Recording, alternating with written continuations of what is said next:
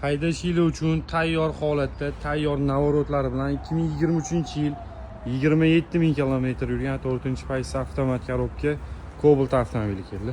Mashinaning kraskalari top-toza deyishyapti. Bemalol kelib ko'rib, ustidan olib kelib tekshirtirib olsangiz bo'ladi.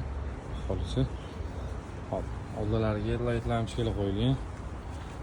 Pejiga buflar bor. Mashina polni shumkali qilingan. Ichidan ochgandan anaqa oynalari ko'radigan qilib qo'yilgan. Salonlari Malibu 2 rul taqib qo'yilgan.